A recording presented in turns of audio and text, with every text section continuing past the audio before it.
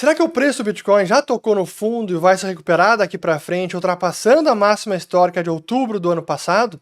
Ou estamos vendo a espiral da morte do Bitcoin? E o Michael Saylor vai ser liquidado nesse ciclo? E o Jeffrey Epstein, que diabos tem a ver com a criação do Bitcoin? E a computação quântica vai quebrar a rede no futuro? Pois essas são algumas das perguntas que eu recebi nos últimos dias, em várias mensagens, no WhatsApp, em conversas com colegas, amigos, conhecidos, clientes. As perguntas que chegaram também no Urich Responde, 95% foram sobre o assunto e por isso este UR é especial sobre o tema. Porque a gente precisa entender o que está acontecendo com o Bitcoin e eu quero, assim, colocar em perspectiva, dar um pouco de contexto, dar um zoom out para que a gente extraia o máximo de sinal e filtre os ruídos. E claro que eu acabo sendo uma referência para muitas pessoas e assumo essa responsabilidade, às vezes até uma espécie de psicólogo, especialmente nesses momentos de muita queda.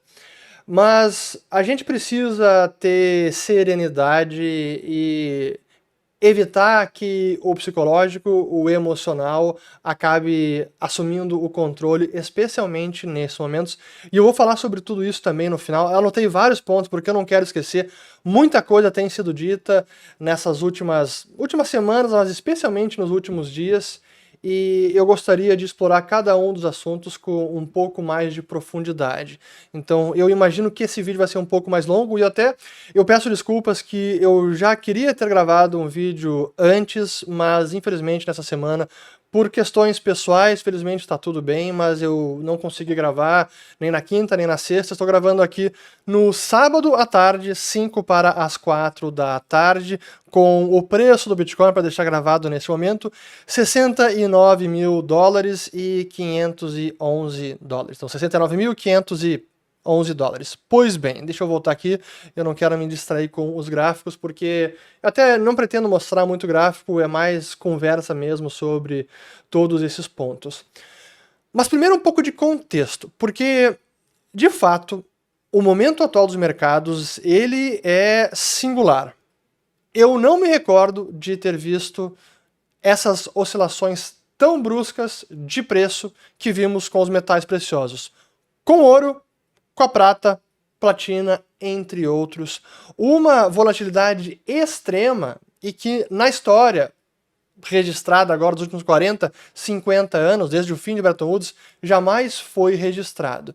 Isso chama muito atenção para mim, é um sintoma de que algo está acontecendo no mercado, aí nas tubulações do mercado financeiro, pode ser a reversão do carry trade do iene, é algo que também tem chamado muita atenção, como o spread entre o Tesouro Americano de 10 anos e o Tesouro Japonês de 10 anos está divergindo da moeda japonesa, da taxa de câmbio. Enfim, tem coisas acontecendo no cenário macro, no sistema financeiro, que ainda é difícil de entender assim, na plenitude, mas sim o mercado está estranho. Então eu quero começar, esses gráficos eu quero mostrar para que a gente tenha uma noção dessa volatilidade, porque nos últimos dias, talvez nas últimas semanas, a volatilidade do ouro está equivalente à volatilidade do Bitcoin em dias sem nenhum estresse, ou que for registrado aí nos últimos anos. Sim, esse é o nível. O ouro sobe 3% no dia, cai 5% no outro, sobe mais 5%. Em 5 dias, o topo histórico do ouro, que foi ali na quinta-feira da semana retrasada até segunda-feira da semana passada, o ouro caiu 21%. Do topo histórico, 5.600 quase, chegou a tocar 4.400. A prata, então, foi quase 40%. Isso é insano. Então, esses movimentos tão bruscos, eles não são normais. E nisso tudo, o Bitcoin acabou sofrendo ainda mais. Sim, é verdade que o Bitcoin já vinha corrigindo desde lá de outubro, então já vinha num bear market, mas a queda mais profunda foi agora também com essa volatilidade dos metais preciosos. Então, primeiro aqui o gráfico do Bitcoin, aqui embaixo a volatilidade. Então, volatilidade aqui diária, que de fato disparou agora, eu coloquei até desde 2022, e aqui o Bitcoin chegando em 125 a máxima.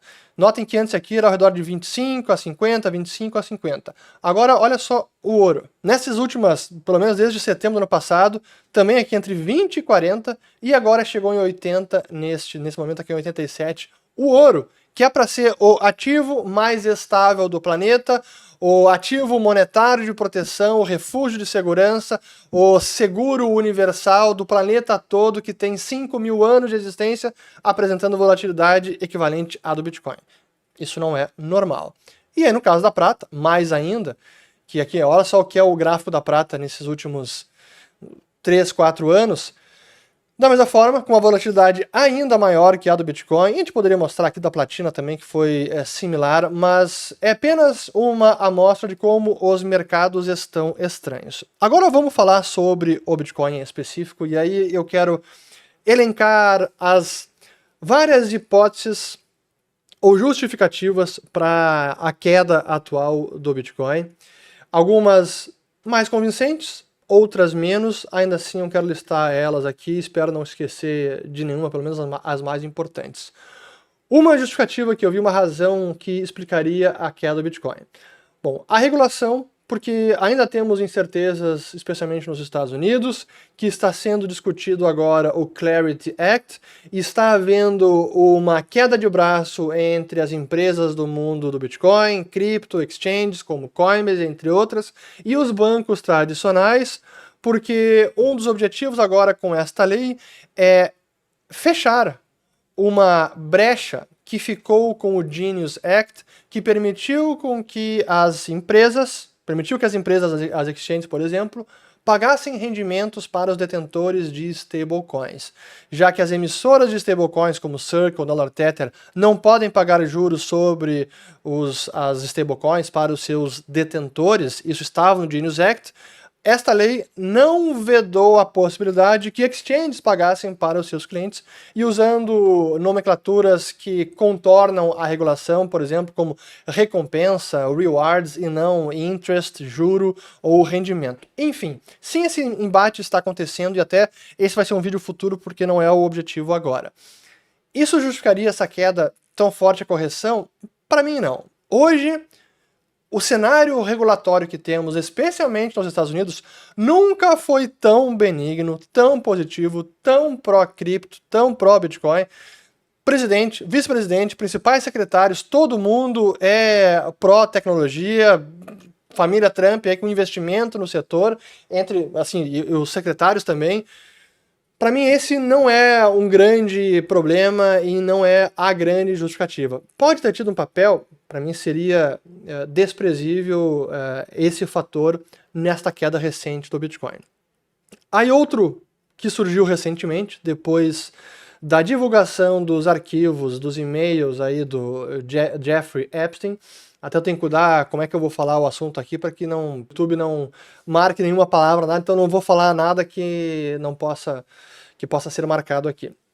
Mas enfim, de fato, surgiram alguns e-mails em que ele teria investido em algumas empresas do setor e conectado com algumas figuras dessa indústria como um todo, de Bitcoin, de cripto também, lá no passado. Algumas dessas que são influentes, outras até que são já... Quem é do meio há mais tempo, como eu, estou desde 2013 estudando essa tecnologia, algumas já se sabe que são bem mais picaretas.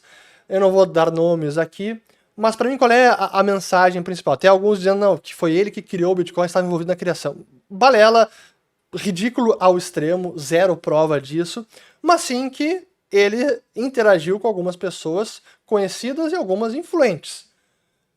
O que a gente pode tirar disso? Primeiro, essas pessoas que lidaram com ele, aqueles que receberam investimento ou negociaram de alguma maneira e sabiam do passado ou dos rumores dos seus crimes, cara, primeiro, ou um grande erro de julgamento, ou erro de caráter, assim, é um desvio de caráter, ou foram cúmplices, ou inclusive podem ter participado lá dos crimes que aconteciam lá na ilha desse... Eu não quero falar o nome aqui para novamente não não marcar aqui, não dá problema aqui nenhum de flag do vídeo. Mas enfim, vocês entendem. Então, essas pessoas, se ficar provado que interagiram, para mim, vão perder muito o respeito, qualquer influência, e vão cair no ostracismo. Agora, isso diz algo sobre o Bitcoin em si, diz algo sobre a tecnologia, sobre os códigos do Bitcoin. Isso faz com que a rede em si, o protocolo, tenha menos mérito e menos fundamento, porque agora este cara, que teve envolvido, aliás, investiu em tantas coisas, não foi apenas algumas empresas deste mundo, investiu em tanta coisa, por conta disso o Bitcoin está condenado e a tecnologia agora é pior, tecnicamente falando? Não, nada disso. Por isso que é importante sempre, quem já está nesse mundo há mais tempo sabe, é o não confie, verifique. E no caso do Bitcoin em si, entendendo o código do sistema, entendendo como funciona a própria construção do consenso, a própria atualização da rede, a manutenção dos códigos, do software, e é que você entende que não importa quem sejam os usuários, ou quem esteve envolvido ou interagiu, nenhuma dessas pessoas consegue mandar na rede, subverter a rede, fazer valer a sua vontade, impor uma mudança, um atributo, uma funcionalidade no código à revelia dos demais usuários. Não é assim que o Bitcoin funciona. Então, para mim, isso é apenas espuma, ruído, e tampouco considero o motivo que explicaria essa queda recente. É uma notícia negativa que se avoluma aí nesse momento que mais notícias negativas acabam surgindo? Sem dúvida. Isso acontece no bear market. Eu vou falar mais pro final do vídeo sobre o momento de bear market, para onde vamos nos próximos meses, mas para mim não é a causa principal, nem de longe uma relevante. Outra possível e que tem sido muito aventada como uma das principais causas, e eu já adianto que eu discordo, a regulação de Basileia, que entrou em vigor agora em janeiro de 2026 e que obriga os bancos, as instituições financeiras, a separarem $1 para cada $1 investido em Bitcoin e demais criptoativos. Porque houve uma orientação do Banco da Basileia, que é o Bank for International Settlements da Basileia, nas regras de adequação de capital e que aumentou ou definiu bem claramente qual deve ser o risco ponderado para ativos como o Bitcoin e demais criptos. E é dos mais arriscados segundo a definição da Basileia. Portanto, os bancos estão desencorajados a investir em Bitcoin ou ter Bitcoin nos seus balanços, porque isso vai puni-los, porque exige muito capital. Um banco precisaria separar muito capital. Bom, isso então justifica a queda? Sinceramente, que bancos que vocês têm notícia que tinham um volume relevante de Bitcoin no seu balanço, a ponto de isso ser o gatilho dessa queda agora das últimas semanas ou dos últimos dias? Para mim, essa não é uma justificativa. É ruim para os bancos e para o preço do Bitcoin no futuro? Possivelmente.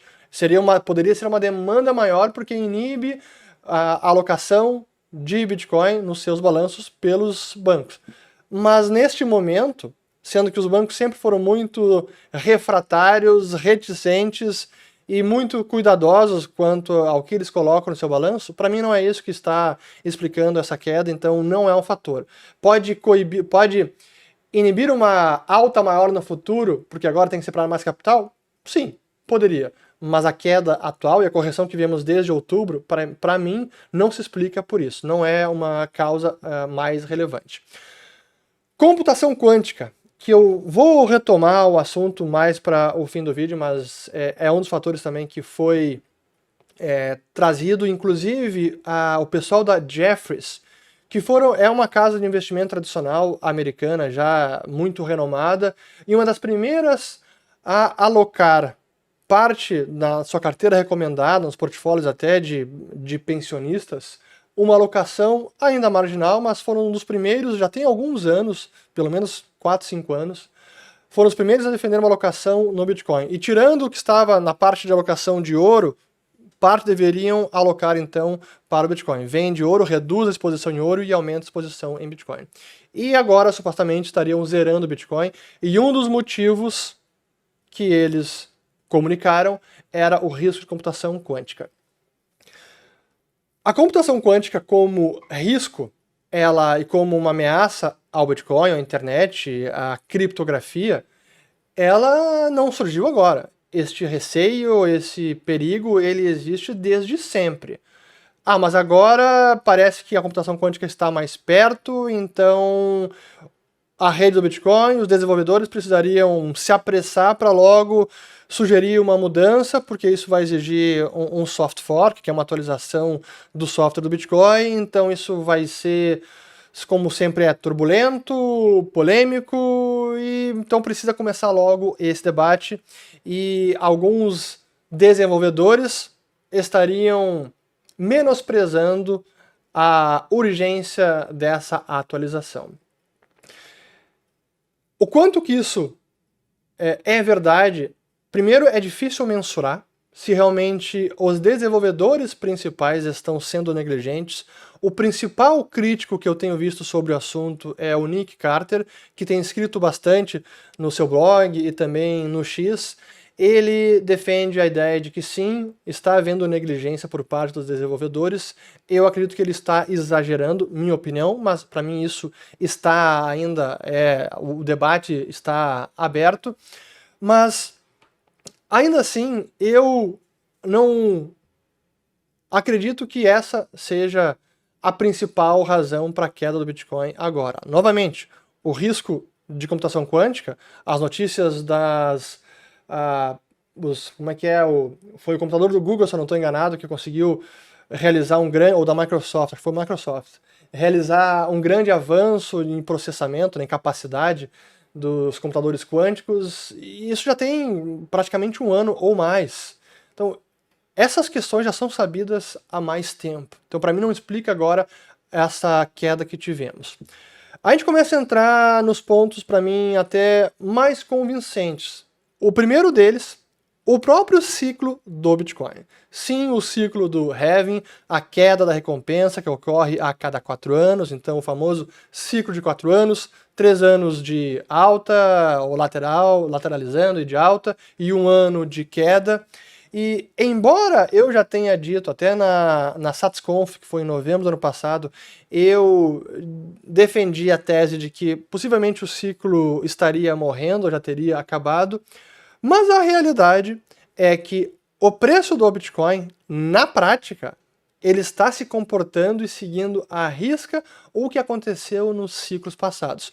Com menos extremos, então as oscilações, a volatilidade é menor, mas em termos de topo histórico, a partir do halving, do dia da queda da recompensa, é impressionante.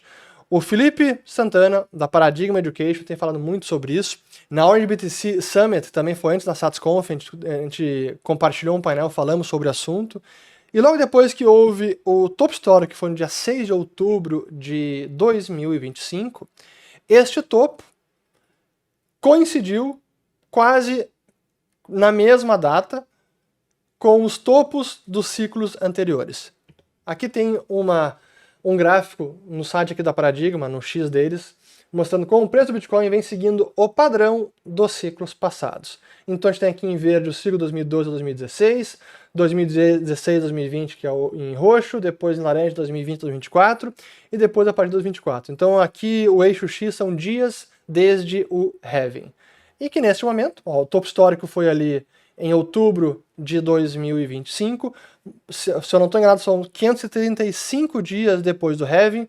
O topo anterior tinha sido 528 dias, ou 27 dias depois do halving. O do outro ano, 537 dias. Assim, é impressionante como os topos foram alcançados nesses ciclos anteriores em questões de 520 a 550 dias depois do halving. E agora temos o mesmíssimo movimento. Então, o ciclo é a razão para a queda? Não, para mim não é o ciclo histórico que provoca a queda. Mas é interessante notar como o padrão do ciclo atual está seguindo o dos ciclos anteriores. Então, ao que tudo indica, sim, o ciclo do halving se mantém e eu estava errado em dizer que o ciclo não importava mais, parece que sim, está importando.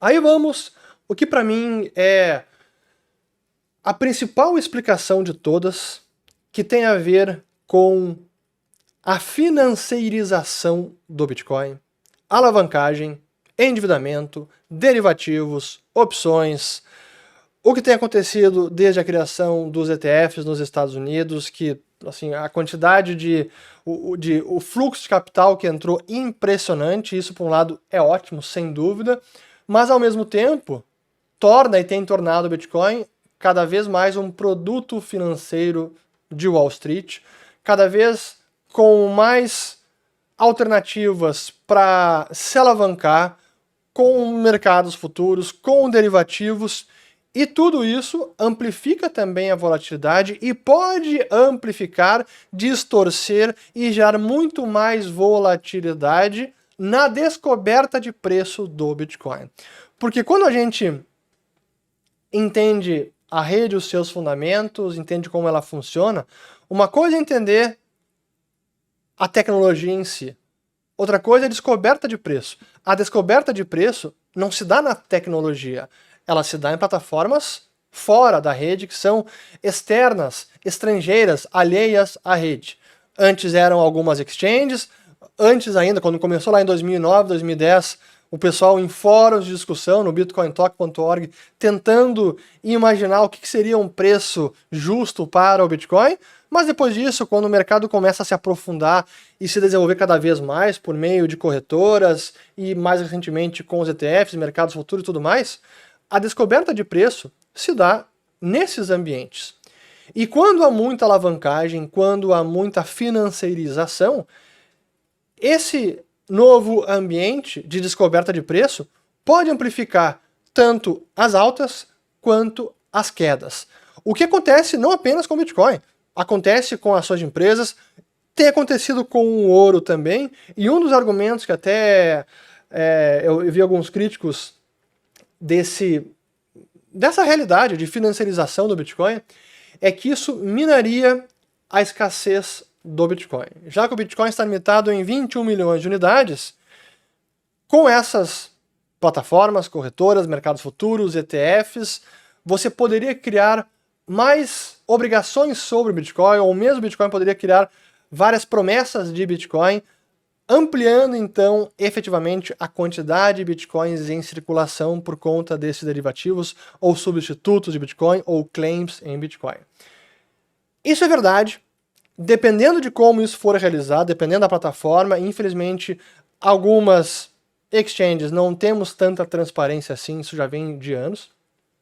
Mas dependendo do caso, isso pode acontecer, então pode minar a escassez do Bitcoin no curto prazo. Ou melhor, até talvez já no curto prazo não é nem correto dizer, mas já tem minado a escassez do Bitcoin. Mas isso altera a tecnologia, isso altera a essência do Bitcoin, da rede, do protocolo, da regra de 21 milhões, das regras de consenso, dos blocos a cada 10 minutos, do ajuste de dificuldade de mineração? Não, de forma alguma. Isso não é alterado por conta de derivativos e da financiarização de Bitcoin. E o que é curioso é que, se a financiarização está minando a escassez do Bitcoin, ou pode minar, se não houvesse isso, o preço então teria subido muito mais, porque ele estaria mais escasso do que efetivamente está agora, com todo o mercado financeiro agora lidando com ETFs, derivativos, futuros e tudo mais. Mas enfim, eu concordo que é o chamado Bitcoin de papel, né, o paper Bitcoin, quando se criam obrigações ou promessas de entrega de Bitcoin no futuro, sim, esse limite pode ser burlado, mas vejo como sendo muito difícil na prática de acabar com isso.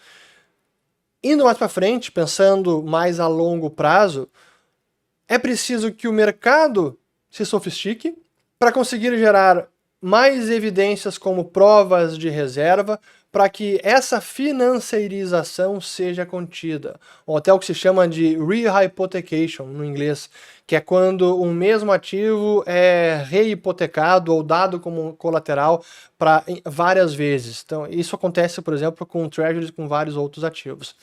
Mas é uma realidade atual, não tem como negá-la, e quanto mais financiarizado e mais alavancagem há no sistema, e hoje a alavancagem ela também está muito dispersa, porque acontece em corretoras americanas, fora dos Estados Unidos, com os ETFs, assim, então é uma realidade que isso sim impacta preço, e eu diria que essa é uma das principais causas da correção mais forte que tivemos agora nessa última semana, naquele crash que chegou a 60 mil dólares na Coinbase, foi assim, exatamente 60 mil dólares. Enfim, então esse para mim é um ponto importante que eu queria deixar bem claro não queria deixar de mencionar porque isso foi aventado e para mim é uma realidade que está impactando sim o preço do Bitcoin, a descoberta de preço do Bitcoin. Outros pontos que surgiram e perguntas que chegaram, né? A strategy do Michael Saylor, ela será liquidada ou não? Antes de falar até da strategy, e um pouco de ciclos, porque isso é algo que eu também vivenciei na pele e a gente percebe quando o mercado ele está mais frágil, porque está eufórico, otimista demais, a gente vê manias surgindo, tendência e, inegavelmente, a grande tendência do ano passado, e isso gerou abriu uma janela de oportunidade para aventureiros, oportunistas, para replicar o modelo do Saylor. E eu via isso especialmente quando nós estávamos construindo a Orange BTC. Para quem não sabe, eu sou conselheiro e investidor, estou desde a concepção da empresa no começo do ano passado.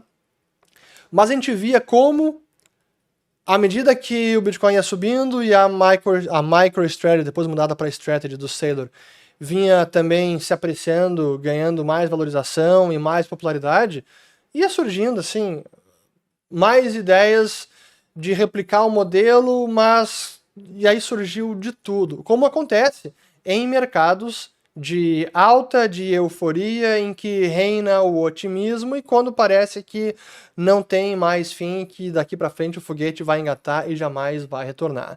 E aí, para usar aqui, até como novamente usando aqui um tweet também da Paradigm Education, que é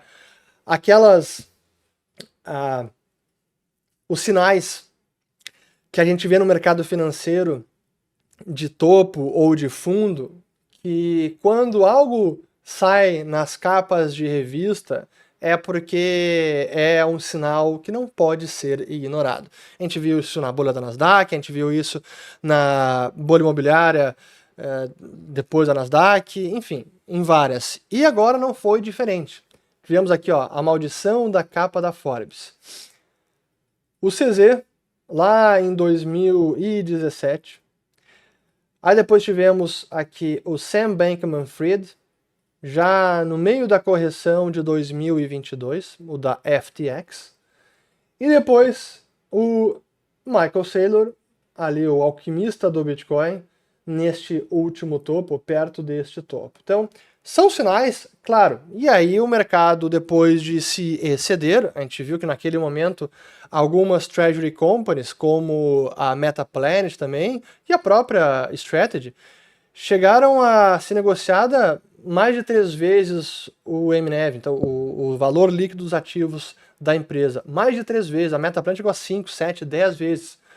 Aquilo não se sustentaria. Então foi um momento de euforia, de excessos, e que isso veio corrigindo, mas o mercado também acaba punindo e exagerando na correção, a ponto de algumas empresas estarem sendo negociadas com MNEV negativo, ou melhor, com desconto sobre o valor líquido dos ativos. Então, em vez de ser uma vez o NEV, ou 1,20, ou 2 vezes, acaba sendo 0,8, 0,9. Depois eu falo sobre isso, que eu tenho pergunta também aqui sobre a Orange BTC. Mas claro que houve essa tendência, aconteceu, surgiram várias empresas e algumas mal geridas, ideias sem pé nem cabeça, com muita alavancagem, e essas eu diria que vão ficando pelo caminho. Agora a pergunta derradeira que muita gente se faz. Bom, agora com o preço do Bitcoin caindo abaixo do preço médio de aquisição do Saylor, ele vai ser liquidado. É que infelizmente eu vejo muita desinformação, e desde o ano passado, quando Eu não entendia direito, aliás, desde o ano retrasado, quando eu não entendia direito o que o Saylor estava fazendo e eu me propus a, deixa eu estudar, assim como quando eu não entendo algo, eu quero poder explicar e tirar uma conclusão com a própria cabeça, eu preciso estudar a fundo, e é o que eu fiz com a Strategy no final de 2024, fiz um vídeo bem aprofundado sobre o assunto, e aí que eu entendi as dívidas que ele estava emitindo, a alavancagem que ele vinha utilizando, como ele emitia ações também quando o MNEV estava acima de 1, para comprar mais bitcoins e assim aumentar a quantidade de bitcoins por ação, enfim, conseguia entender o seu modelo. E entendendo o modelo, a primeira pergunta que eu me fiz lá atrás era como ele pode ser liquidado? Como ele pode ter uma chamada de margem? De que forma ele poderia quebrar? E aí a gente precisa entender quais são as suas obrigações. Pô, como você analisa qualquer empresa, faz um valuation, entende os fundamentos, você precisa entender a estrutura de capital do negócio, precisa entender quais são os compromissos financeiros, tem solidez financeira ou está muito vulnerável. E aí você consegue até estimar ou projetar uma probabilidade de insolvência ou de quebra do negócio. E analisando as dívidas que o Michael Saylor emitiu, eu concluí que, se o Bitcoin caísse de preço, ele não tinha nenhuma cláusula que exigia repagamento imediato. Portanto, aquelas várias dívidas conversíveis que ele emitiu não ia fazer com que ele fosse obrigado a repagar a dívida, vender bitcoins e repagar a dívida. Ainda assim, as dívidas tinham sim cláusulas de repagamento em dinheiro caso chegasse na data X e estivesse fora do preço de conversão, então fora do strike price. Sim, havia essa cláusula. Entendendo então, eu fui ler os prospectos de cada uma das dívidas, eu consegui concluir que para ele quebrar, o preço do Bitcoin precisaria corrigir ao redor de 15 mil dólares. Isso, a época agora mudou até, o preço seria menor. Mas o Bitcoin precisaria cair para 15 mil dólares e permanecer neste nível de preço pelos próximos 4 anos. Que é quando chegariam os dias de vencimentos em dinheiro de cada uma das suas dívidas conversíveis. Então quem quiser fazer hoje essa análise, eu até vou colocar aqui no site da Strategy, vamos lá, aqui, entra no site da Strategy, strategy.com, clica em Debt e ali vai aparecer as dívidas, as conversíveis, tem a maturidade, mas o importante para o que nós estamos discutindo é o chamado Put Date, que é a data em que os detentores dessas dívidas podem exigir que a Strategy recompre esses bons, ou seja, tem que resgatar e pagar em dinheiro tudo isso que foi emitido. E aqui temos, a primeira que vence é aqui, ó, junho de 2028, 3 bilhões, essa é a maior. Aliás, perdão, errei. É setembro de 27, que é 1 bilhão. Depois é junho de 28, 3 bilhões. Depois temos aqui duas em setembro de 28. Tem uma antes ainda, tem em março de 28. Então, setembro de 27, março de 28 e junho de 28. São as principais aqui, que vence 5 bilhões de dólares. Depois vence menos, e aqui é o principal. Então, com essa informação, vocês podem projetar qual é a probabilidade do Saylor quebrar, ou ele não conseguir pagar isso. Claro que ele também tem as preferenciais, que pagam cupom, pagam dividendos, mas enfim, isso é mais compromisso financeiro, só que ele fez um caixa recente de mais de 2 bilhões de dólares para fazer frente a esses pagamentos recorrentes. Mas com essa informação vocês conseguem chegar a essa pergunta, então não, para mim, o Saylor não será liquidado, ou melhor, a probabilidade do Saylor ser liquidado por conta dessas dívidas, ela é baixíssima. Bom, mas se o Bitcoin cair, de fato, para 15 mil dólares, para 10 mil dólares ou para menos do que isso, olha, aí vai ser um sinal muito preocupante, especialmente se cai para esse nível e permanece. Então, não acho que, para mim, não é um cenário básico que isso vai acontecer, mas aqui com esses dados vocês conseguem estimar qual é o cenário mais estressado que forçaria o Saylor a ter que vender Bitcoin, ou no extremo, que quebraria a strategy. Então aqui vocês conseguem entender. Bom, e a Orange BTC nisso? Novamente eu vou recomendar uma conversa bem bacana, um AMA, o Ask Me Anything, do Gui Gomes, que foi realizado no canal do YouTube da Orange e que ele respondeu diversas perguntas. Mas no caso da Orange também temos aqui, deixa eu até colocar, para quem nunca entrou, eu recomendo porque essas perguntas já chegaram e eu vejo que as pessoas não têm esse conhecimento. No site da Orange BTC, temos aqui o dashboard, até vou colocar em português, vamos lá, em português, com todos os dados, Bitcoin, tesouraria, preço do Bitcoin, valor de mercado, a estrutura de capital, aqui ó, a dívida. Então tem tudo aqui, onde vocês conseguem entender quais são os compromissos, qual é o nível de alavancagem, que é muito baixo no caso da Orange. Então, com essas informações, vocês podem também fazer as suas projeções. Eu, obviamente, não posso dar opinião e análise, mas estou indicando para que vocês encontrem as informações, analisem e cheguem às próprias conclusões. Depois eu vou falar mais sobre a Orange BTC no fim do vídeo. Outro risco que eu vi até, essa é uma fala do Michael Burry, quem eu respeito bastante, que disse o seguinte, que estamos vendo a espiral da morte do Bitcoin, que os mineradores estão jogando a toalha, porque a receita caiu, o custo aumentou, porque tem também a competição agora da inteligência artificial, alguns mineradores estão redirecionando os seus investimentos, o interesse está migrando mais para IA, enfim, e tudo isso. Para refutar este receio, que não é um perigo, que não existe essa espiral da morte do Bitcoin. Eu fiz um vídeo lá atrás sobre isso, até vou colocar o link aqui em cima, depois, editor, coloca aqui para o pessoal assistir, que é a falta de conhecimento sobre como funciona a mineração. Ou melhor ainda, como funciona o mecanismo de ajuste da dificuldade da mineração, que foi concebido, e é uma das grandes genialidades na criação do Bitcoin, esse ajuste foi concebido para sempre regular a rentabilidade dos mineradores. E de que forma que isso acontece?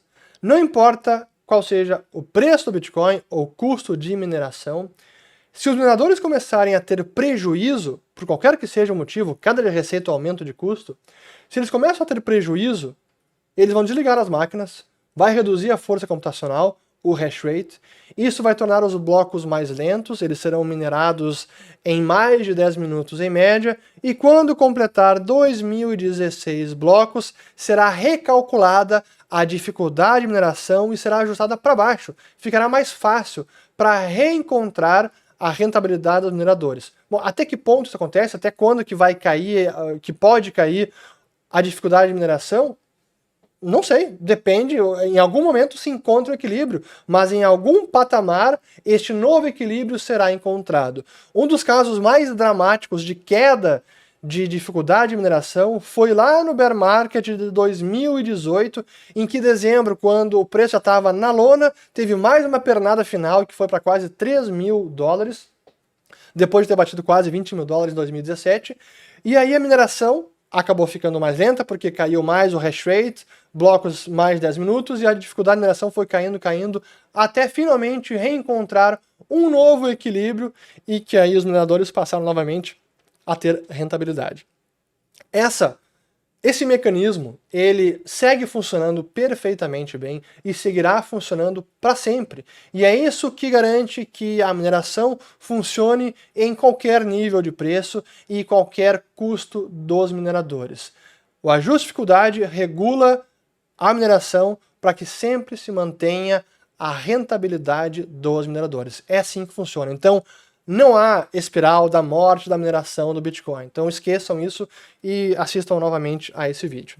Aí, agora que a gente precisa novamente voltar a questões que eu digo são mais de fundamento, de análise aprofundada, e tá, agora eu volto a falar de computação quântica, eu já toquei no assunto anteriormente, mas eu volto a falar porque nesses momentos que, claro, o pessoal se desespera, especialmente quem está mais exposto, ou alocou mais do que queria, ou se está alavancado, aí tá suando frio, infelizmente. Depois eu falo mais sobre esse assunto, porque é importante, são recomendações que eu gostaria de deixar no fim do vídeo. Mas é nesses momentos que a gente precisa revisitar a tese do Bitcoin. Precisa revisitar os fundamentos do Bitcoin, e aí eu digo que é da própria rede, do protocolo, as regras do sistema, a sua essência, como a tecnologia funciona, como ela é mantida, como ela é atualizada. E se ela segue sendo descentralizada, não sendo, enfim. É aí que a gente precisa revisitar esses fundamentos. E quando a gente analisa o Bitcoin em fevereiro de 2026, com preço de 60 ou 70 mil dólares, e o Bitcoin de outubro de 25, com preço de 126 mil dólares, os fundamentos são os mesmos. Eles não mudaram. Ah, mas agora a computação quântica, o medo ele aumentou. Sim, o medo psicológico de algumas pessoas está aumentando. Isso provocou venda em alguns investidores? Sem dúvida, inclusive mencionei o da Jefferies. Agora, isso está condenando o futuro do Bitcoin? Longe disso.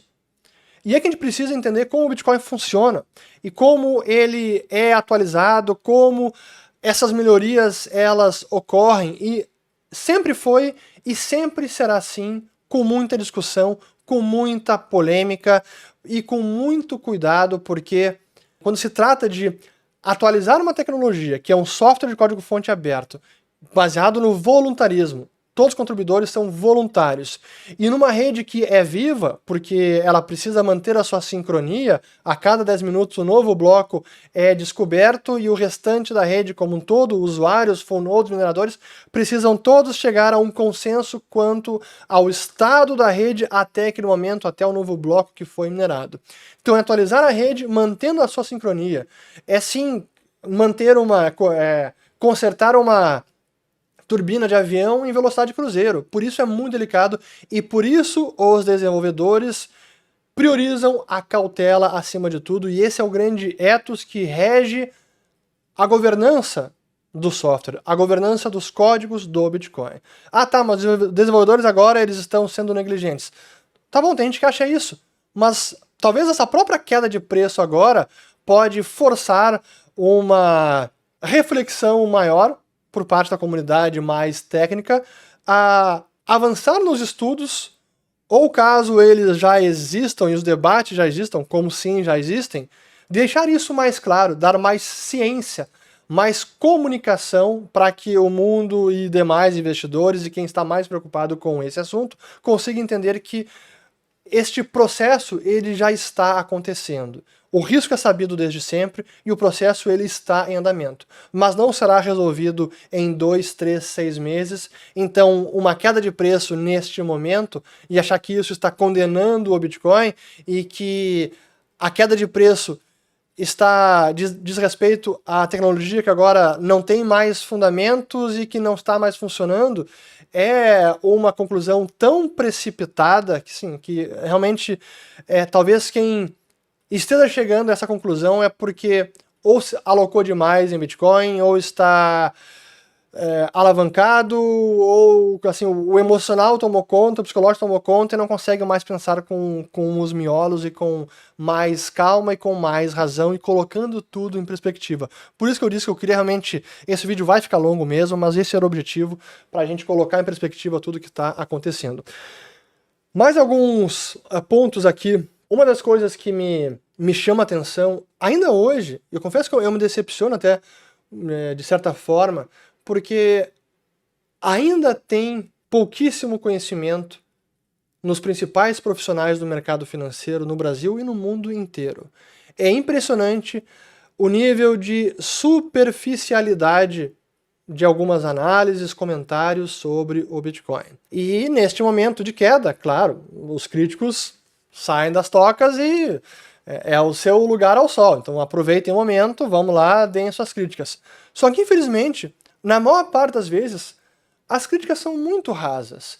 E eu quero usar uma agora, até eu vou comentar aqui, é um vídeo bem curto, de 1 minuto e 22, de alguém do mercado financeiro que eu respeito muito, e ele até tem produzido muito conteúdo aqui na conta dele, o Walter Maciel, mas é uma grande amostra disso que eu acabei de mencionar. Então eu vou colocar esse vídeo dele aqui, ele publicou no Instagram e também no Twitter, e de forma alguma é para ridicularizar, menosprezar, diminuir, nada disso, tá? É realmente porque é um sintoma do pouco conhecimento que eu vejo no mercado financeiro brasileiro em especial, e que ao mesmo tempo eu vejo isso como uma baita oportunidade, e que tem a ver com o que eu chamo também, que é como o Bitcoin também é uma mudança geracional. Os mais experientes, o pessoal da faixa etária do meu pai, não se convenceram como eu me convenci, como outros convenceram.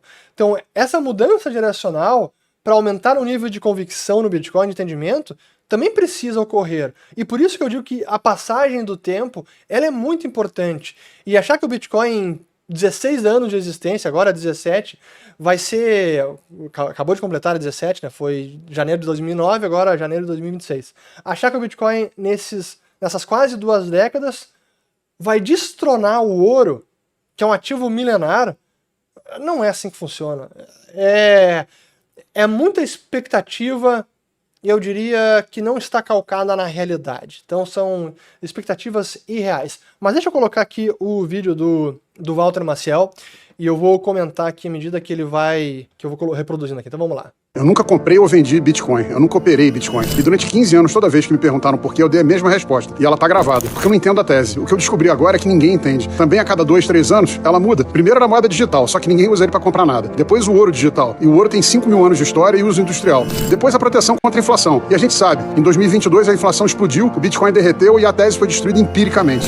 Primeiro aqui, deixa eu até voltar. Vamos lá. As narrativas sobre o Bitcoin, ou o que os entusiastas defendem como sendo o grande propósito, finalidade, e eu, assim, muda de pessoa para pessoa, claro, mas eu sempre tentei ser o mais realista possível e sempre cuidadoso com as palavras e previsões para que fique bem claro assim, o que eu defendo e o que eu imagino que possa acontecer, dada a tecnologia, dados os fundamentos do Bitcoin. Ele sim foi intitulado pelo seu próprio criador como um dinheiro eletrônico. Mas ele, na sua essência, ele é a primeira mercadoria digital da história. É sim um ativo escasso. E por este atributo, e por poder ser custodiado, transferido e plenamente divisível, e por ninguém conseguir mudar esses principais atributos, depois eu volto a esse assunto, ele pode ser usado sim como uma moeda, como meio de troca. Ele tem sido usado como meio de troca cada vez mais, mas ainda longe das moedas nacionais estabelecidas que são enfiadas goela abaixo pelos governos. É óbvio que ele ainda é incipiente neste uso, mas sim ele tem sido usado como meio de troca, embora não seja o seu principal uso. Aí compara ali com o reserva de valor e o ouro, que tem 5 mil anos de história e tem uso industrial. 5 mil anos de história, acabei de mencionar. Pô, o Bitcoin tem 17 contra 5 mil anos. E achar que nesse curtíssimo período de tempo o Bitcoin vai se consolidar e ser mais estável que o próprio ouro, jamais. Não funciona dessa maneira. Ah, mas o ouro tem uso industrial. Grande coisa. O uso industrial do ouro representa 5% no máximo do valor do ouro hoje em dia. Olhando o preço do ouro, esses 5 mil dólares onça Troy, o quanto que representa o uso industrial?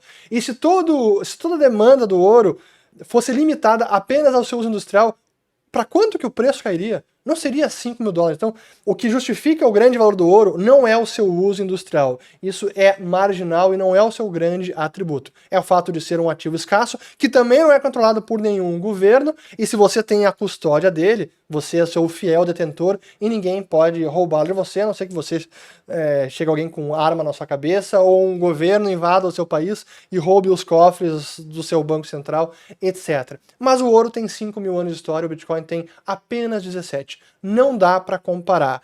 Para mim, o importante nessa comparação é justamente os fundamentos.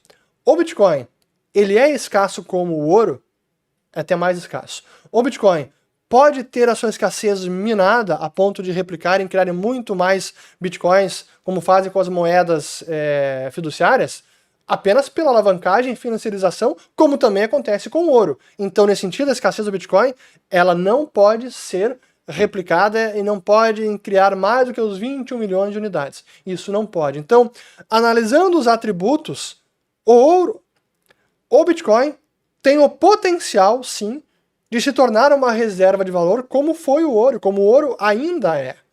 Aí depois, a parte a inflação, que em 2022 o Bitcoin não foi uma proteção contra a inflação. Pô, novamente, querer julgar o Bitcoin por movimentos de preço de mais curto prazo e achar que em cada ano ele vai proteger contra a inflação como um tesouro IPCA da vida, não é assim que funciona. O próprio ouro também não funciona dessa maneira. O ouro de 2011 até 2015, 16, 17 caiu pra caramba. Depois retomou e subiu bastante. E especialmente nesta pernada mais recente, que ultrapassou de fato os 5 mil dólares. Mas deixa eu voltar aqui porque tem mais... recém foram 22 segundos.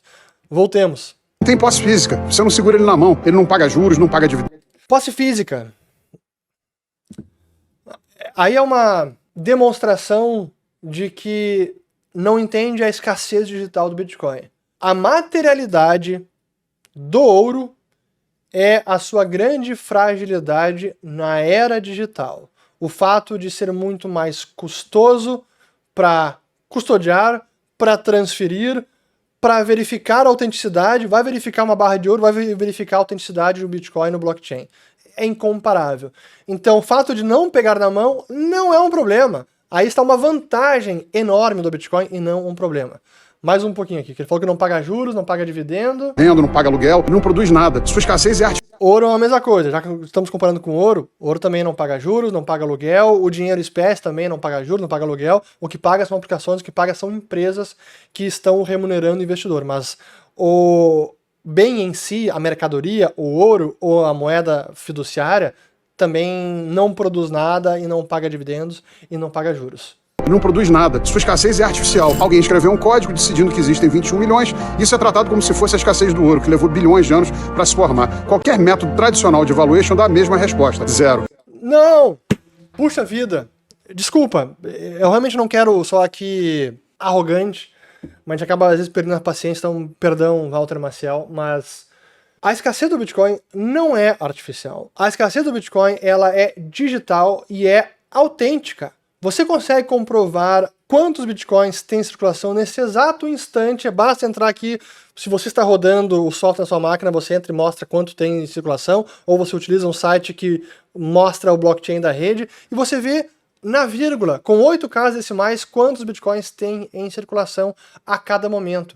E essa regra não pode ser burlada, e não pode ser burlada pela forma como a mineração funciona, por conta das regras do sistema, dos incentivos, por conta da auditoria constante, e esse é o principal atributo, a auditoria constante de todos os participantes, desde mineradores até os usuários chamados full nodes, que funcionam como auditores independentes do que os mineradores estão fazendo. Então é uma escassez autêntica, não é artificial e não pode ser burlada.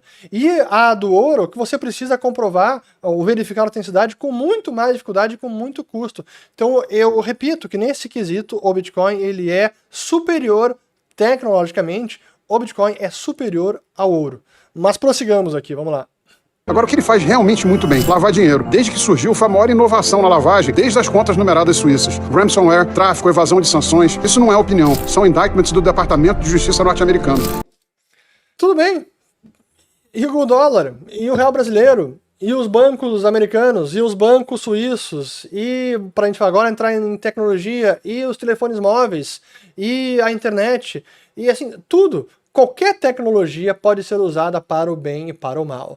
O ato em si, o crime está no ato, e não na tecnologia utilizada.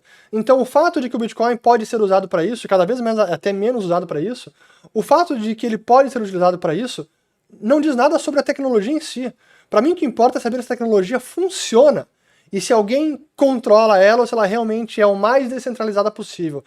Isso é o que realmente importa, e quando a gente volta aos seus fundamentos, é isso que hoje nós continuamos a verificar. É a rede mais descentralizada possível e, portanto, é o mais imutável que nós temos. E é por isso, porque ela funciona, que também é usado para ransomware, para outros crimes, tráfico de drogas, não importa. Como o dólar também é usado, como o ouro também é usado, e como qualquer outra moeda também é usada para isso, lavagem de dinheiro e tudo mais. Ele interfere na política cambial, enfraquece o trabalho dos bancos centrais e cria um canal não regulado de fugas de capitais. E aqui está a contradição. Isso para mim não é um problema do Bitcoin. Isso evidencia a péssima gestão dos bancos centrais, que precisam impor a sua política monetária, que precisam restringir o fluxo de capital, impondo taxa de juros, impondo regras de quanto você pode tirar dinheiro do país. O problema está aí, não no Bitcoin. O Bitcoin funciona como uma alternativa. E já que ele mencionou tudo que pode ser feito de ruim com o Bitcoin, e tudo que pode ser feito de bom, e nos países opressivos, é na Venezuela, é no Irã, é na Rússia, é na China e vários outros, onde os cidadãos têm pouquíssimos direitos individuais, ou a proteção dos direitos individuais, ela é muito precária. O Bitcoin serve como uma grande válvula de escape, de autonomia financeira, de autonomia do seu patrimônio, para transferência de dinheiro, para tirar o dinheiro do país, para proteger a sua riqueza, o seu trabalho suado. É a melhor tecnologia para isso. Então dizer que é só para o crime, enfim, e aí para encerrar aqui, ó. Fatal. Se um governo o adota, ele deixa de ser descentralizado. Não deixa de ser descentralizado. Se o governo adotar o Bitcoin, ele continua sendo descentralizado. O governo não consegue controlar a rede, impor a sua vontade, mudar as regras do sistema, impedir usuários de usar, encerrar, decretar o fim, não consegue. Tecnologicamente falando, nenhum governo consegue fazer isso. Então, mesmo que um governo adote, ele não vai conseguir mudar o Bitcoin. Assim como o fato de governos adotarem ouro ou prata como dinheiro nos milênios e séculos passados, isso não alterou a essência da prata nem a essência do ouro. O mesmo vale para o Bitcoin. Ele é regulado, ele deixa de ser livre. Ele só funciona no espaço sem governo, que é o espaço do crime. A única utilidade comprovada, a ilegal. Bom, uma última coisa. Tem gente brilhante que acredita em Bitcoin. Tem sim, eu respeito. A única utilidade comprovada é a ilegalidade? Dureza. Mas tem gente inteligente que entra em cultos o tempo todo. E Bitcoin tem tudo. Texto sagrado, profeta misterioso, pecado original, salvação prometida. Eu respeito a fé das pessoas, mas fé não é tese de investimento. E o mercado financeiro não é lugar para crentes, é lugar para céticos. Muito bem, aqui encerrei o vídeo do Walter Maciel. Perdão, Walter, por usar esse exemplo, mas sigamos. Concordo plenamente que o mercado financeiro, eu diria não apenas o mercado financeiro, é lugar de ceticismo. E foi graças ao ceticismo que eu tive lá atrás que eu consegui estudar o Bitcoin, de fato, entender a tecnologia, os fundamentos. E quando eu digo isso, é no detalhe. Porque quando eu já vou entrar aqui nos ciclos do Bitcoin para falar sobre isso, o que me chamou a atenção no Bitcoin para começar a estudá-lo foi uma das quedas de preço, um topo histórico lá em abril de 2013, que o preço chegou em $266 e disparou assim 200% num dia e caiu de volta para 60 ou $70 no mesmo dia. E foi este exemplo ali particular de crash up, crash down de preço que me fez parar para estudar o Bitcoin. Mas as minhas perguntas eram, cara, como é que funciona? Quais são as regras? Quem é que pode violar a rede? Será que alguém pode perverter ela? Alguém pode mudar os 21 milhões? Quem é que controla? Como é que é a mineração? Mas como é que ela se mantém? E os outros usuários? Quais são os códigos? Quem é que escreve os códigos? Quem é que audita? Por que a rede continua funcionando desde 2009 de forma voluntária, sem nenhuma autoridade central, 24 horas por dia, 7 dias por semana, todos os dias do ano, com um nível de uptime de mais de 99,98%? Cara, isso é fantástico. Como é que isso para de pé? Essas são as perguntas. A questão do preço, a descoberta do preço vem depois. Mas infelizmente o que eu vejo quase sempre, especialmente nos críticos, começam no preço e se prendem no preço e não saem disso, e olham apenas preço. E olhando apenas preço, não conseguem entender valor nenhum, porque não entendem nem o mais básico da tecnologia. Pô, se você que é um investidor, pode ser o Walter Maciel ou qualquer outro, fosse estudar um investimento e olha a ação dessa empresa aqui, saiu de X, foi para 2X, para 3X, caiu para 0,20X. Cara, isso aqui não vale nada, não tem como, esquece, não tem como investir nessa ação.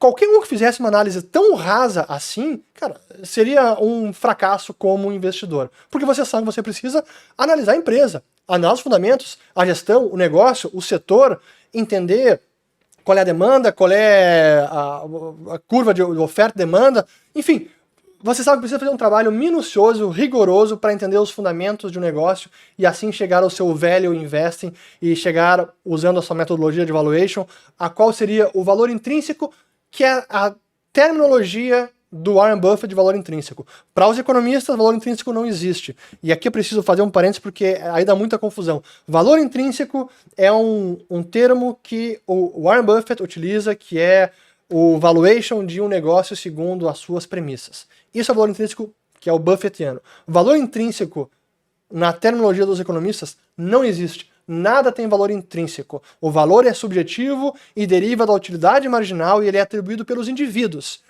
Algo tem propriedades intrínsecas, mas se isso será valorado por alguém, são outros 500. Isso me leva até o que eu esqueci de comentar, que no vídeo aqui ele fala que por qualquer ótica que você analisar o Bitcoin, qualquer metodologia de valuation que você enxergar o Bitcoin, ele vale 0. Utiliza todas as metodologias de valuation que você utiliza para as empresas, aplica elas agora no ouro. Sabe quanto chegaria? A 0 também. Porque não tem nenhuma metodologia consagrada para chegar ao valor justo do ouro. Porque o ouro é uma commodity, que pode sim e é precificada, mas depende da equação de oferta e demanda. Então o que você traça e projeta são curvas de oferta e demanda. Mas valuation do ouro, faça um desafio. Me mostre qual é o valuation do ouro. Não tem metodologia há 5 mil anos, mesmo o ouro sendo o dinheiro por excelência e o ativo de proteção ainda em 2026. E com isso eu encerro aqui essa crítica aqui do Walter Maciel. E eu vou já trazer para o encerramento, porque já estamos quase 1 hora de vídeo, eu acho, mas era importante aproveitar um momento com um pouco mais de calma aqui e falar sobre esse assunto.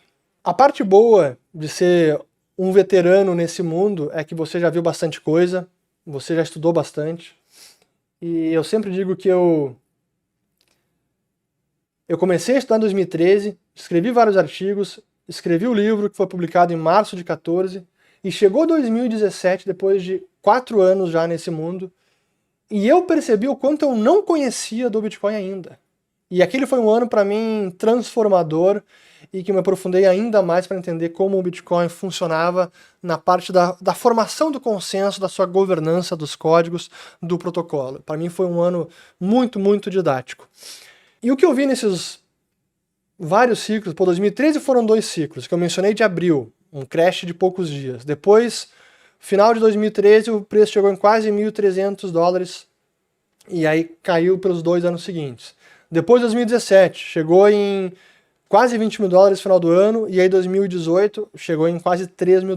Um puta bear market. Depois, 2021, 22, ali a queda que tivemos com o FTX, algumas questões mais específicas ao setor, mas talvez se isso não tivesse acontecido, o preço poderia ter seguido a sua trajetória até finalmente o topo atual, que foi de outubro do ano passado, e estamos agora vendo esse bear market. Então, assim, na prática, o que eu vejo é que os fundamentos, eles continuam intactos, sim, e essa continua sendo uma tecnologia monetária transformadora. O Bitcoin, apesar da volatilidade, apesar dessa queda recente, continua sendo o grande candidato à reserva de valor deste século, à reserva de valor digital, que pode em algum momento tomar uma fatia de mercado muito maior do ouro, mas não chegou esse momento ainda. O ouro ainda goza de muita segurança, confiança, aceitação. Ainda não chegou esse momento que o Bitcoin vai ser a reserva de valor. Mas para mim o mais importante é entender que existe essa possibilidade. E eu não estou fazendo previsão que isso vai acontecer. O que eu estou dizendo é que a possibilidade existe. E o que eu vou dizer também é que eu, como indivíduo, defensor de uma tecnologia que permite soberania financeira ao indivíduo, eu seguirei trabalhando, construindo, educando, para tornar essa possibilidade numa realidade. É para isso que eu trabalho e é para isso que eu me envolvi com Bitcoin. Não foi para ganhar dinheiro, não foi para ficar rico da noite pro dia, nunca foi sobre isso. Quem já leu os meus escritos e meu livro sabe muito bem. A minha dedicação e o meu envolvimento, e que eu já disse, intelectualmente, eu tô all in. Porque eu quero realmente ajudar a construir o Bitcoin e fazer dessa tecnologia uma arma de defesa de liberdade para os cidadãos. Esse é o meu objetivo com o Bitcoin, e assim como eu sei que tem várias outras pessoas que seguirão trabalhando para isso.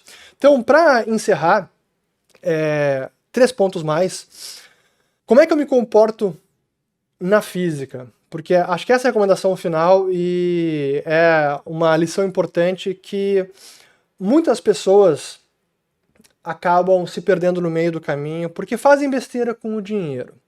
E acabam ou colocando dinheiro demais sem entendimento, e aí quando começa a cair se desespera e quer vender, realiza prejuízo, ou coloca dinheiro que não deveria porque tem compromissos financeiros, um custo de vida mais elevado, ou tem dívidas e agora não tem ativos, tem que vender o Bitcoin no prejuízo, acaba sendo isso. Ou se alavanca de verdade, e aí, cara, a alavancagem, ela realmente mata. É como o Charlie Munger fala isso, né, que um homem inteligente pode quebrar de 3 formas, no cassino, com bebida, com mulheres e com alavancagem. Então, realmente, alavancagem mata. Então, eu na física não tomo alavancagem, especialmente com o Bitcoin, jamais tomei alavancagem com o Bitcoin, e eu procuro manter os meus investimentos, o meu patrimônio, não 100% Bitcoin. Já falei que várias vezes nunca dei all-in no meu patrimônio em Bitcoin, porque tenho vários compromissos, porque tenho família, porque tenho filhos, porque tenho negócios, e talvez o meu nível de cautela seja maior do que de outras pessoas. Então eu gosto de ter a tranquilidade de enfrentar um bear market, enfrentar um cenário de queda, sem precisar em nenhum momento ser forçado a vender Bitcoin. E eu já estive nessa posição. Em 2018, no auge do bear, eu tive sim que vender Bitcoins, porque financeiramente para mim foi um ano terrível. E é a pior coisa que tem você vender um ativo contra a vontade, que você sabe que não é o momento ideal, mas infelizmente eu não tinha alternativas naquele momento. Então, o meu objetivo é jamais me colocar novamente nessa posição de ser obrigado a vender Bitcoin. Então, a minha exposição eu sempre calibro para isso. É mais para longo prazo, sim, e eu quero atravessar todos os ciclos, porque infelizmente este ciclo está sendo penoso e não vai ser o último. Possivelmente nós teremos outros no futuro. Então, eu quero poder atravessar os ciclos de baixa e de alta do Bitcoin sem ser forçado a tomar nenhuma atitude que eu não gostaria ou que me arrependeria no futuro. Então é assim que eu me comporto na física. Aí no caso da Orange BTC, e é o principal motivo que eu decidi me juntar ao projeto da Orange BTC como investidor e como conselheiro.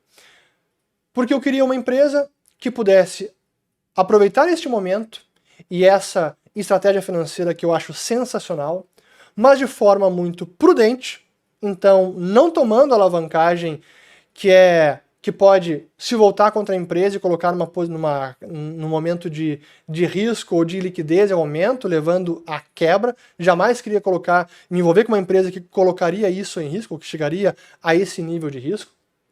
Por isso eu escolhi a Orange BTC, porque eu compartilho dos valores e da visão de gestão de negócio e dessa estratégia dos fundadores, o Gui Gomes, o Giga Ferreira e demais conselheiros. E porque também os envolvidos no projeto, como o Gui Gomes, são pessoas que já passaram por outros ciclos do Bitcoin, entendem dos fundamentos, entendem a tecnologia, entendem o ciclo, e não é uma queda agora como houve desde a empresa listou as ações dia 7 de outubro, um dia depois do topo histórico. Desde então o Bitcoin caiu cerca de 50%. O meu objetivo era entrar numa empresa cujos fundadores e gestores teriam a tranquilidade de enfrentar um cenário como esse que estamos passando nesse exato instante. Porque eu sabia que em algum momento isso poderia acontecer. Se ia ser agora, daqui 6 meses ou depois, eu não sei, mas em algum momento aconteceria. E eu queria estar numa empresa, como conselheiro, ajudando, que tivesse essa solidez financeira para enfrentar este cenário com baixíssima alavancagem e com uma estrutura muito enxuta, ou seja, despesas fixas muito baixas. Esse era o meu objetivo e por isso me juntei à Orange BTC. E a última mensagem, acabou o bear market ou não acabou o bear market? A julgar pelos ciclos anteriores, e se o preço seguir aderindo ao histórico passado, o bear market não acabou. E o fundo possivelmente é mais embaixo e mais para frente. A história aqui dos ciclos anteriores, o fundo seria ao redor de outubro deste ano. Em que nível de preço? É difícil dizer. Mas eu não acredito que o bear market já passou e que desse momento, agora, depois que bateu $60 mil, agora vai seguir subindo e não para. Até porque nesse momento, para mim o mercado como um todo, não é apenas o Bitcoin, o mercado como um todo está muito frágil, ele está vulnerável. Esse tipo de volatilidade, de extremos em tantos ativos, a começar pelo ouro, isso não é normal e por isso tem me preocupado tanto. Por mais que o bear market possa durar mais algumas semanas ou meses e o fundo ainda pode estar mais adiante, ainda assim, por um dos principais indicadores de valuation, o chamado MVRV, valor de mercado sobre valor realizado, ele está neste momento sinalizando um ótimo ponto de entrada, próximo de 1. E historicamente, quando o MVRV esteve próximo de 1 ou até abaixo de 1, foram excelentes janelas de oportunidade para quem, claro, está pensando no médio e longo prazo. Então, incrível como a gente vê, o MVRV chegou a 1.4 agora, nessa última semana, 1.14 na verdade, e esse é um ótimo momento de entrada para quem pensa com longo prazo. Enfim, acho que essa era a minha mensagem que eu queria passar, um pouco mais de respostas elaboradas, com calma, como eu consigo fazer agora no sábado às 5 da tarde, para dar um pouco mais de contexto, de perspectiva, de análise, assim, de raciocínio. E agora, assim, comentem aqui abaixo também, compartilhem esse vídeo, se inscrevam no canal também, ativem as notificações e qualquer dúvida sobre investimentos, eu recomendo que vocês conversem com a Liberta Wealth, a nossa consultoria financeira independente, porque a gente trata não apenas de alocação de investimentos, alocação do seu patrimônio, mas também de planejamento patrimonial, que vai muito além de apenas alocação de ativos. Então vou deixar o código QR aqui na tela, link na descrição do vídeo. E por hoje é só, espero ter gostado, espero ter lavado as louças, espero que desfrutem nesse domingo com seus amigos e familiares e voltamos no próximo. Valeu, obrigado, até!